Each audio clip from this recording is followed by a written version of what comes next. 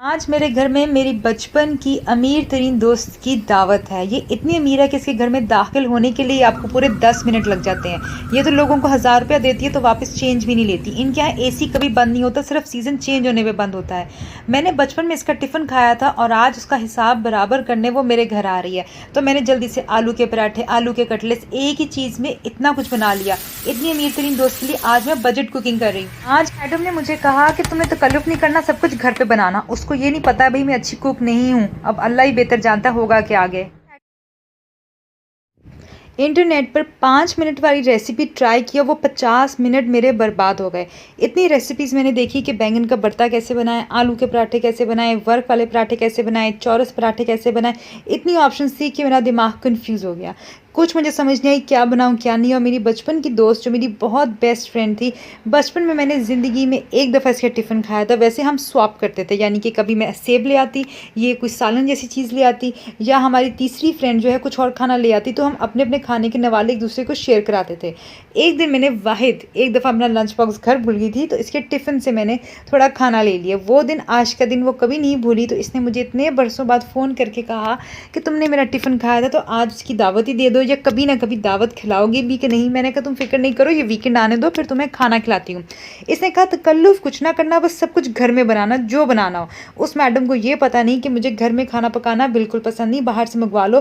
पहले मैंने सोचा कि जो ऐसे फूड चैनल्स हैं जिसको आप घर पे खाना मंगवा सकते हो, लगता है कि घर पे पका हुआ है खाना, वो उससे बना लूँ। लेकिन इस मैडम ने हर जगह का खाना खाया हुआ है। आप उसको कहीं का नूडल्स भी टेस्ट करा दोगे आंखें बंद करके, ये आपको बता देगी किस रेस्टोरेंट की, कौन से ऑनलाइन फूड पांडा से, कहाँ से आपने मंगवाया हुआ है।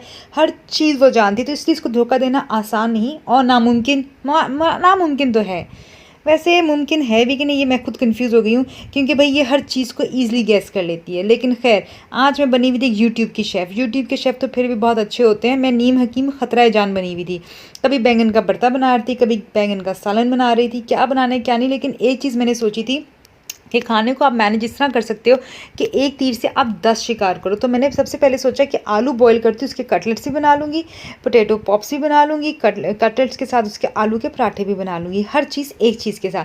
पहले मैंने सोचा बैंगन काट लेती हूँ, उसके पकौड़े बना लूँ। जब बैंगन काटना स्टार्ट की तो मैं इतनी कन्फ्यूज़ हो गई कि बैंगन का भरता ही बना दिया मैंने और पकौड़ों में डालना भूल गई। पहले मैंने कल एक्सपेरिमेंट किया था कि अगर मैं इसके लिए पकौड़े बनाऊँ तो कैसे बनाऊँगी। तो कल 3 पकौड़ों का मैंने एक्सपेरिमेंट किया था। सोचा था हेल्दी पकौड़े होंगे, बिना ऑयल के बनाऊं। तो बिना ऑयल के जब बनाए तो इतने ज़्यादा पत्थर दिल हो गए। इतना पत्थर दिल इंसान नहीं होता जितना पत्थर दिल वो पकौड़े बन गए थे। फिर मैंने घर वालों से कहा ये तो डाइट फूड है, बच्चों खा लो, सब खा लो मेरे दोस्तों। तो सब लोगों ने कहा कि हम पानी में डुबो के खाएं या चाय में डुबो के खाएं, हमें ये बता दो, क्योंकि वो इतने सख्त थे। तो मैंने घर वालों से कहा आप किस तरह से इनको खिलाना तो है, फेंकना तो है नहीं। यहाँ तक कि कभी भी पकौड़े नहीं खाते। फिर मैंने इनसे कहा कि ये डाइट वाली चीज़ है, ज़रूर खाओ, ऑयल के बगैर बनी चीज़ें हमेशा अच्छी होती है और हमेशा फ़ायदा देती हैं। खैर घर वाले तो मेरा चूरन उन्होंने नहीं खाया। उनको ये चीज़ जो है ना, बड़ी तेज़ मेरे घर वाले लोग हैं, उनको समझ आ गई कि मैं अपना चूरन बेच रही हूँ, तो उन्होंने बिल्कुल नहीं खाया। खैर बहरहाल, आज जो मैं इसके लिए पकौड़े बनाऊंगी वो आप खुद अपनी आंखों से देख लेना कि किस तरह से बनते हैं। पकौड़े बनते भी हैं कि नहीं, या कुछ और ही बन जाते हैं। सब कह रहे थे कि ये रेसिपी फेल नहीं होगी, रेसिपी फेल नहीं होगी। लेकिन मैंने जब यूट्यूब से ये रेसिपी देखी थी, मेरे यहाँ तीसरी ट्राई पे भी ये रेसिपी फेल हुई थी। आलू के पराठे बना तो पता नहीं आलू में हमेशा मेरे आलू के पराठे फट क्यों जाते हैं, मुझे समझ नहीं आती। जो लोग कहते हैं सिर्फ 3 इंग्रेडिएंट्स केक है, मेरा जो केक है 3 इंग्रेडिएंट के बजाय ना 30 इंग्रेडिएंट के साथ बनता है। तो मैं इन चीज़ों पे बिलीव नहीं करती। जिनका बनता है उनके हाथ वाकई इतने सेट होंगे कुकिंग पे कि वो आसानी चीज़ें बना लेते हैं। मैंने सोचा है कि नेक्स्ट टाइम मैं बिना कोई रेसिपी देखे खुद से कुकिंग करूं। कहते हैं कुकिंग जो है औरत के अंदर की चीज़ होती है, ये नेचुरली उसको आती है, चाहे उसको कोई सिखाए कि ना सिखाए। अगर ये चीज़ इतनी नेचुरल है तो मेरे ख्याल से मर्दों को भी आती होगी, क्योंकि मैंने कुछ मर्दों को देखा है वो इतनी अच्छी कुकिंग करते हैं कि वो बस किचन में एक ही डिश को हाथ लगाते हैं, खाना ज़बरदस्त किस्म का मज़ेदार बन जाता है। जैसे हमारा पिछला शेफ़ होता था, बचपन का शेफ़ होता था, और वो अभी यंग होता था, यानी कि 18-19 साल का था, और वो इतने अच्छे लच्छेदार पराठे बनाता था कि उसकी कोई एग्जाम्पल नहीं आप देख सकते। वो हर तरह का पराठा बनाता है, लच्छेदार पराठा, चौरस पराठा, हर चीज़। तो मैंने सोचा नेक्स्ट टाइम बिना रेसिपी देखे जो ना कुछ बनाऊंगी, जो दिल करेगा शेल्फ पे जो चीज़ नज़र आएगी वो मैं इनी मिनी मैना मो करके डाल दूंगी। देखते हैं क्या पकता है, कुछ ना कुछ तो पकेगा ना। और कौन सा ये कोई मैं जहर डाल दूँगी, कोई चीज़ ख़राब हो जाएगी, क्या है क्या नहीं। और एक्सपेरिमेंट से ही बंदा सीखता है। और जो लड़के जिम जाते हैं ना, वो बाहर से ज़्यादातर खाना खाते हैं। तो भाई आज मैंने बाहर का खाना घर पे बनाया है। देखते हैं कि मेरे घर वालों को ये खाना पसंद आता है कि नहीं, क्योंकि अगर मेरी बचपन की दोस्त जो है ये खाना नहीं खाएगी। ज़ाहिर सी बात है, मेहमान है, थोड़ा-सा खाना बचा के जाएगी और जो बच जाएगा मेरे घर वाले खाते हैं कि नहीं ये मैं देखती हूँ और फिर मैंने इनको रिकॉर्ड करके इनका रिकॉर्ड लगाना है अपने घर वालों का। ख़ैर ये मेरी दोस्त इतनी अमीर है कि मैं आपको इसका जब घर दिखाऊँगी तो आप देख के ही थक जाएँगे, क्योंकि उसके घर में दाखिल होने से पहले ही आप थक जाते हो। आप गाड़ी अपनी पार्क करते हो वरांडा में, लेकिन जब चल के आपने अंदर जाना होता है तो इतना लंबा रास्ता होता है कि मैं चैलेंज दे सकती हूँ कि सिर्फ और सिर्फ एक ताकतवर और हिम्मत वाला बॉडी बिल्डर ही उसके घर दाखिल हो सकता है, जिसके अंदर स्टेमिना और भागने का। कोई एथलीट ओलंपिक्स का शख्स ही जो है ना वो 5 मिनट में उसके घर जो है ना घर के मेन दरवाजे पर पहुँच सकता है। हम जैसे आम जो लोग हैं वो पूरे 10 से 15 मिनट लेते हैं घर पहुँचने के लिए। जब मैं उसके घर जाती हूँ हमेशा मैं हफ़ी तफ़ी होती हूँ, सांस ले रही होती हूँ। एनीवेज नेक्स्ट टाइम मैंने इसके साथ करना है कुकिंग चैनल, क्योंकि इसने चैलेंज नॉट चैलेंज चैनल, क्योंकि इसने मुझे ये इतनी ज़बरदस्त किस्म की शेफ़ है, मुझे तो वैसे ही डर लग रहा है इससे मेरी कुकिंग में से कितनी मिस्टेक्स निकालनी है। लेकिन मैंने बैकअप प्लान रखा हुआ है। हमारे घर के पास एक तंदूर है जो बहुत ज़बरदस्त किस्म की चिकन कढ़ाई बनाता है, तो वहाँ से मैंने चिकन कढ़ाई एन मौके पर मंगवा लेनी है। अगर इसने बहुत जो है मेरे इसकी शक्ल से ही देख लूँगी खाना मेरा पसंद आ रहा है कि नहीं, क्योंकि मुझे पता है मेरे खाने में कुछ ना कुछ ऊपर नीचे हो जाता है। रेसिपी मैं 100% फॉलो करती हूँ। जितना नमक शेफ़ ने कहा होता है यूट्यूब में उतना मैं नमक मिर्च अदरक हर चीज़ डालती हूँ, इवन कि वो चीज़ जो शेल्फ़ पे नहीं होती और अगर उन्होंने कही है डलनी है तो मैं डालती हूँ। मैं बहुत टिपिकल किस्म की कुकिंग करती हूँ अगर किसी ने गाइड किया हो, लेकिन उसके बावजूद मेरी चीज़ बिल्कुल अलग बनती है। पकौड़े बनाने जाओ चिप्स बन जाते हैं, चिप्स बनाने जाओ वेफर्स बन जाते हैं, बिरयानी बनाने जाओ पुलाव बन जाता है। एनीवेज स्ट्रीट फूड वालों को मैंने जब भी कॉपी किया टेस्ट हमेशा चेंज हो जाता है। तो आपको याद होगा मेरी वो वीडियो जिसमें मैंने स्ट्रीट फूड का टेस्ट देने के लिए कोशिश की थी। इमली की चटनी बनाई थी, पुदीने की और धनिया की चटनी बनाई थी। पापा को मेरी वो चटनी इसलिए पसंद आई थी क्योंकि मैंने हाथों से उसको क्रश किया था और हाथ धोए बगैर किया था, क्योंकि मेरे अब्बू ये चीज़ कहते हैं कि बेटा मैं आपको अदरक दाल चीनी हर चीज़ ला के दे देता हूँ जो बाहर स्ट्रीट फूड की चटनियों में डलता है, आपकी चटनी में वो टेस्ट क्यों नहीं आता।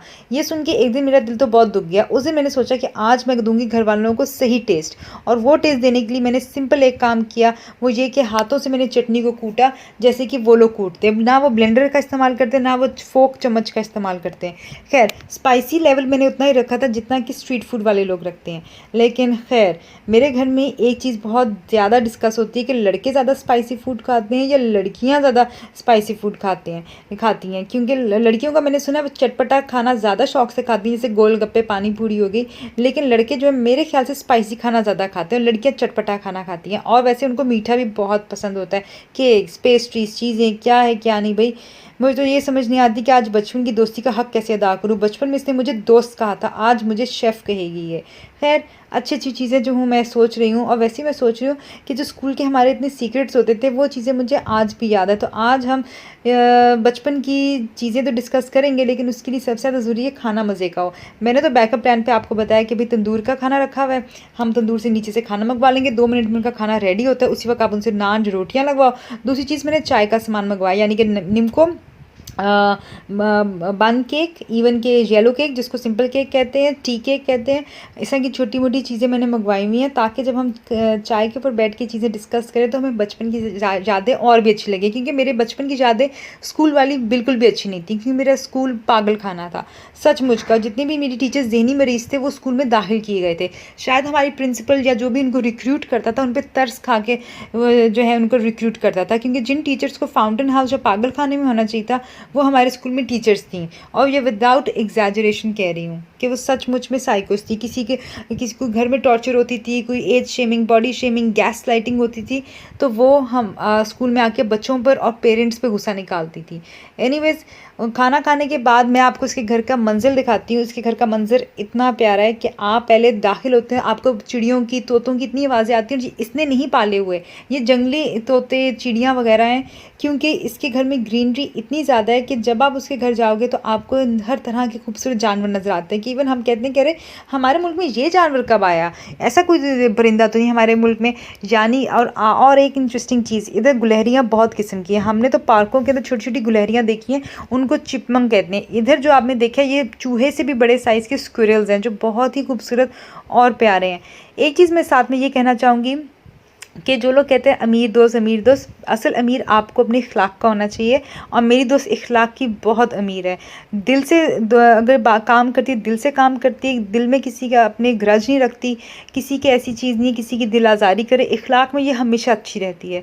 तो ये चीज़ बहुत ज़रूरी होती है। हमारे यहाँ हम लोग उन लोगों को इज़्ज़त देते हैं जो आपको ज़लील करते हैं। आप ये खुद नोट कर लीजिए, जो बॉस आपको सबसे ज़्यादा दफ्तर में ज़लील करता है, उस बॉस की आप सबसे ज़्यादा इज़्ज़त करते हो। ये इंसानी फितरत है जो बहुत ही इसको कहेंगे कि गलत चीज़ है कि इंसान की ऐसी फितरत है कि जो आपको ज़लील करता है उसको आप इज़्ज़त देते हो, और जो आपको इज़्ज़त करता है, आपको इज़्ज़त देता है, आप उसको ज़लील करने के पीछे पड़े रहते हो। तो खैर ये चीज़ें बहुत ही अनइवन सी, अनफेयर सी हैं। एनीवेज़, आज मैं बहुत एक्साइटेड हूँ अपनी दोस्त को दावत देने के लिए, एंड आई होप कि सब कुछ बहुत अच्छा जाए। और मैं दावत में क्या खाया क्या नहीं खाया ये आपको मेरे नेक्स्ट व्लॉग में पता चलेगा, क्योंकि अभी जो कुछ बनाया है वो शाम को पता चलेगा कि मैडम ने क्या खाना है क्या नहीं खाना। आज मैं उसको पिक करने उसके घर गई थी, उसको मेरे ड्राइवर भिजवाना था, तो मैंने कहा ड्राइवर के साथ मैं खुद क्यों ना चली जाऊँ, इस तरह से उसके घर का एक नज़ारा भी हो जाएगा। That's a beautiful house.